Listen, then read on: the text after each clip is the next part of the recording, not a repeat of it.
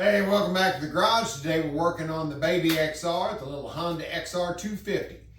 I just did a top end on it because the compression was getting a little low, and right now I've run it a couple times, heat cycled it, got it broke in, need to do an oil change on it. I'm going to do a video on the oil change because these are a dry sump system on the XR, and it's a little different than a normal oil change. Most bikes carry their oil in the bottom of the crankcase, just like a car would carry it in its oil pan. These keep the oil in the frame up here. They use the front part of the frame as a tank. So they have like a two-stage pump that pumps the oil from the tank, from the frame tube, through the engine, then it collects in the bottom of the engine, and the other section of the pump pumps it back into the tank. So we've got multiple places to drain it, and we've got a little strainer that we've got to work on too. So first thing I need to do, get this out, get it warmed up.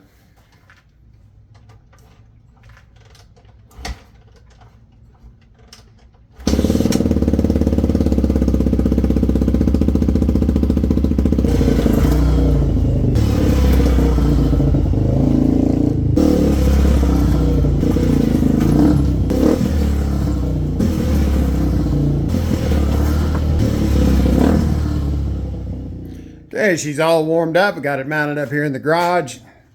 I've got it hooked by the hoist just to keep it vertical, but you can put it on a stand, whatever you want. First thing I'm going to do is undo the oil filler here on the top of the frame. Let's pull it out. We'll just set it out of the way. Just like that'll be fine to make sure it's vented really good for it to drain.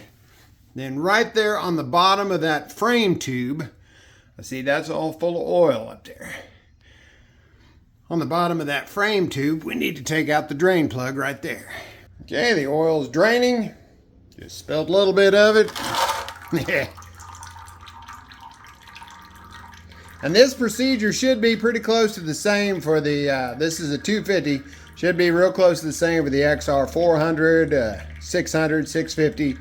They all use basically the same engine, just different sizes. All laid out the same. So I'll let that continue draining. Okay, next up I pulled the skid plate off the bottom. And there's a couple of, that'll depend on whether you're running a skid plate, what kind, whatever. I like to take mine off. There, it has a hole there in the bottom that you can get to this second drain. Oh, sorry, got in the light. There's another drain plug down here that drains the case. So you got to be able to get to it. So we'll pull it out. That lets whatever oil was still in the bottom of the case that hadn't been pumped to the tank out. And it also, my skid plate, this right here, is a banjo fitting where the oil comes out of the frame tank, and there is a screen up in there, so you need to take this off. And my skid plate covers that up because that is kind of a vulnerable spot. So I like the fact that it covers it up, even though you do have to take it apart to get to this. So I'm going to get a little compressed air, blow all the dirt off that, and we'll take that out next. So next we'll take this banjo bolt loose. And hopefully you still got your pan there because there's going to be some oil come out. And pull that bolt out. Make sure not to lose your sealing washers. There's one on the bolt and then there's one up here. You want to save those. Now you should be able to move your rubber hose there. You should be able to move that down a little bit. Okay, I loosened up the strainer. I'll go ahead and take it out. And there is your oil screen. And that is just to keep any particles that are in the tank, in the oil, from getting into your oil pump. Because you can't suck oil through a conventional like paper oil filter. You can push it through there, but not suck it through there. So this catches anything before it gets to the pump.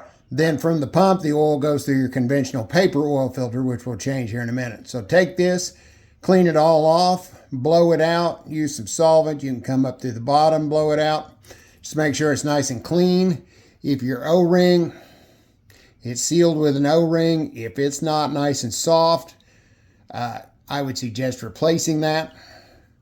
Mine hasn't been in there that long, so I'm going to reuse it.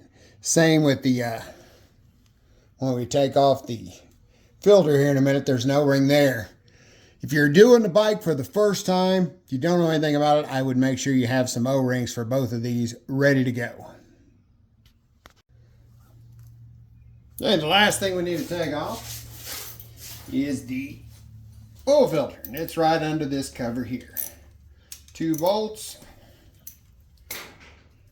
Again, keep your drain pan under it. There'll be some oil come out. Pull that loose. Let her drain.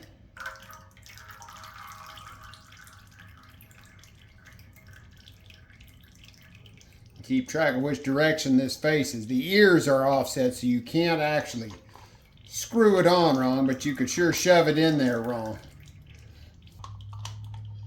Take your oil filter out. Give it a look, see if there's any chunks. No chunks, that's a good sign. Okay, take a look-see up in the hole here. Wipe it out, make sure there's no chunks laying in there. There is a spring that is retained at the back of the hole. Make sure it's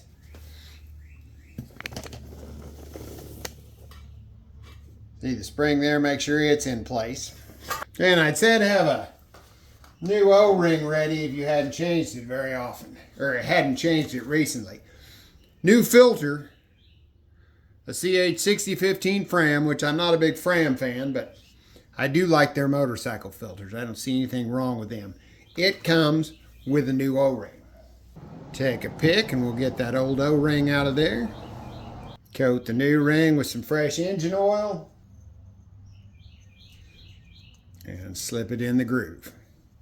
Now you're ready for the filter. Some of them say this side out, this one doesn't. But the hole there fits on there, and the spring pushes in from the back side. So that's how it goes on. Let's see, put that together, slide that up in there, and push your cap down.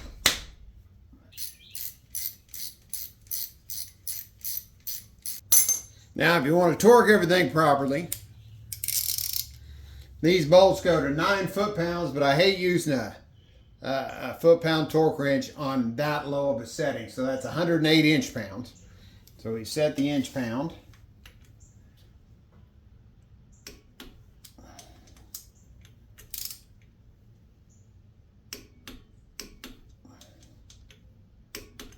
There we go, that's done.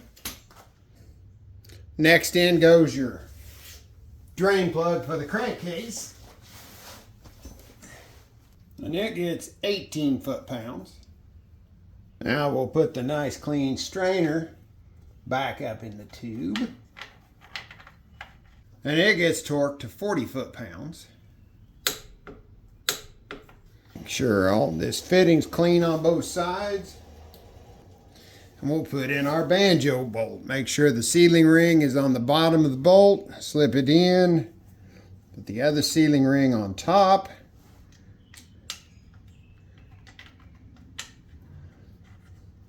And screw it into the bottom of the screen fitting.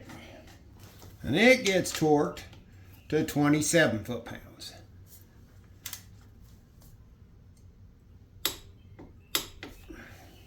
The last oil fitting is the drain on your tube. Make sure it's clean, got its sealing ring on it. And it gets torqued to 27.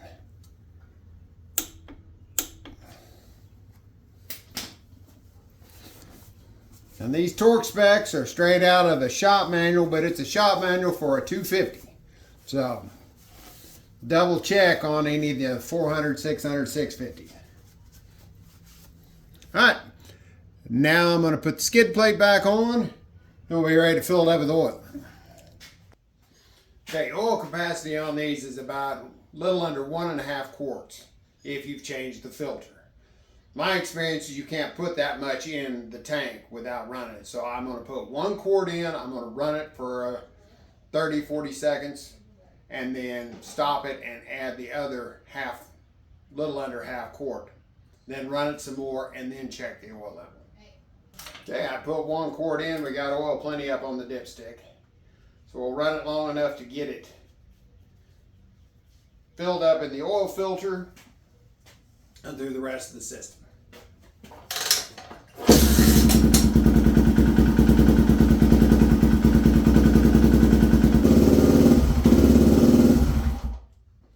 So to check the oil, you hold the bike level,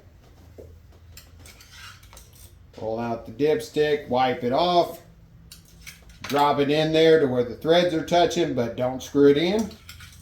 Pull it back out, and as expected, we don't have any oil on the stick.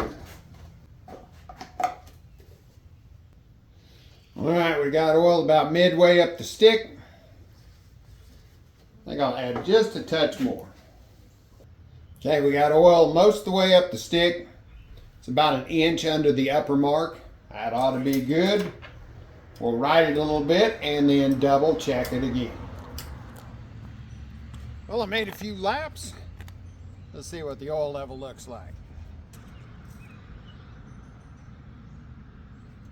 Perfect. It's just right about there.